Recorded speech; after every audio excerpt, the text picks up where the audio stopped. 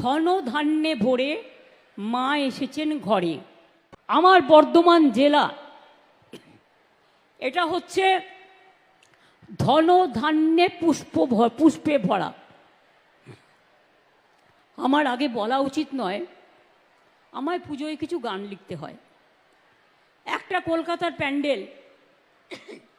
প্যান্ডেলটাই করছে সমস্ত শস্য দিয়ে, ধান থেকে শুরু করে সব শস্য।